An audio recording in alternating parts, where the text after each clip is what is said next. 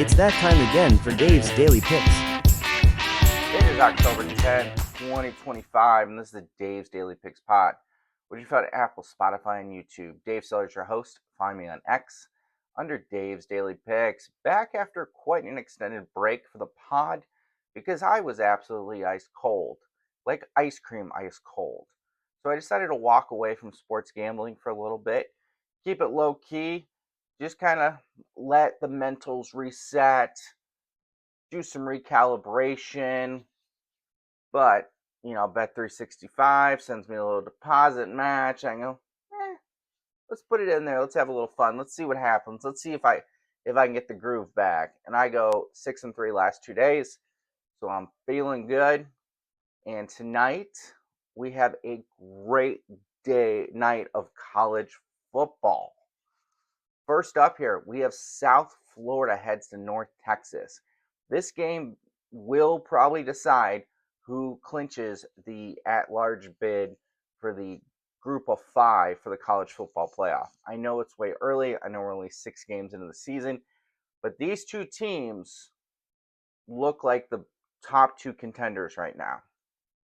South Florida is a plus 0.1, North Texas is a 1-point favorite, and the total set at 67.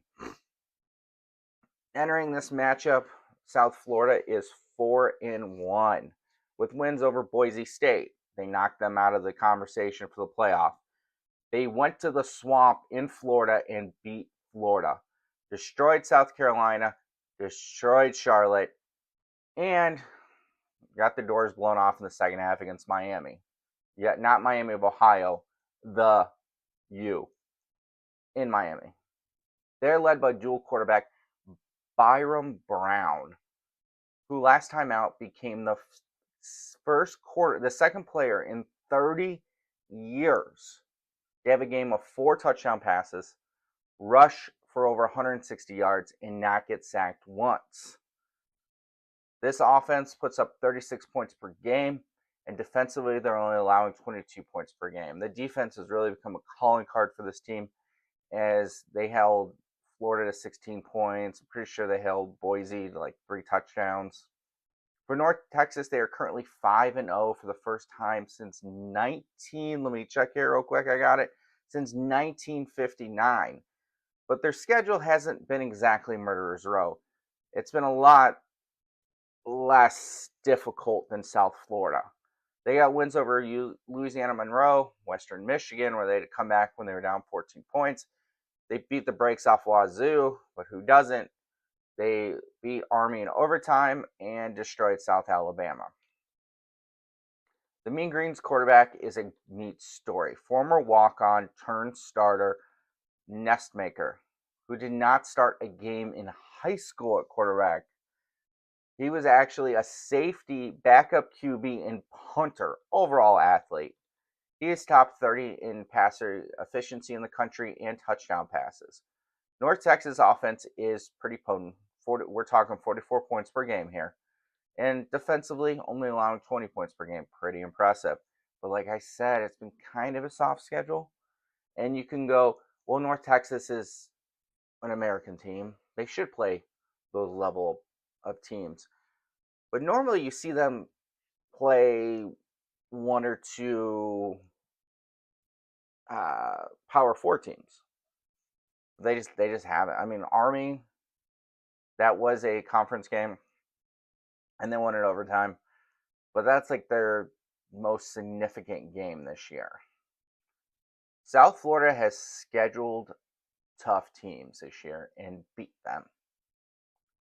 I'm backing South Florida on the money line just straight up. I got them at even money.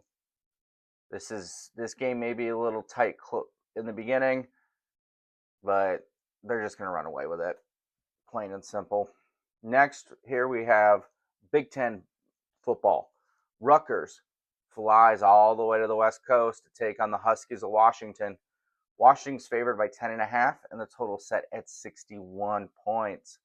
For the visiting Scarlet Knights, they are currently 3-2 on the season, but 0-2 in conference play. I'm going to mispronounce this. I apologize, but Kalia Atmatis will be under center for the Rutgers. For Rutgers, the senior has been solid, nothing spectacular. This offense is averaging 39 points a game, and defensively they're allowing 25 points per game. But in Big Ten play, that's gone up to 34.5. For Washington, they enter 4-1 with their only loss coming to Ohio State in Washington, 24-6. Running back Jahan Coleman has been a beast. He currently leads the nation in rushing touchdowns with 10 and overall 11 touchdowns on the year. Thanks to him and quarterback Damon Williams Jr., this Washington team is putting up 39.4 points per game. And the defense has been super solid, only allowing 19.8 points per game, including holding Ohio State to 24.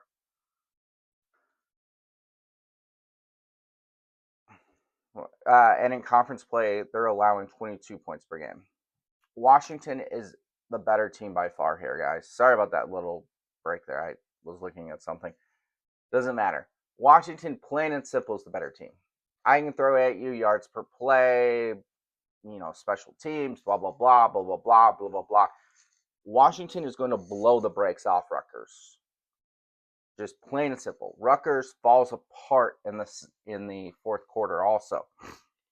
And look at this stat here that I had pulled up earlier and forgot to put into my notes.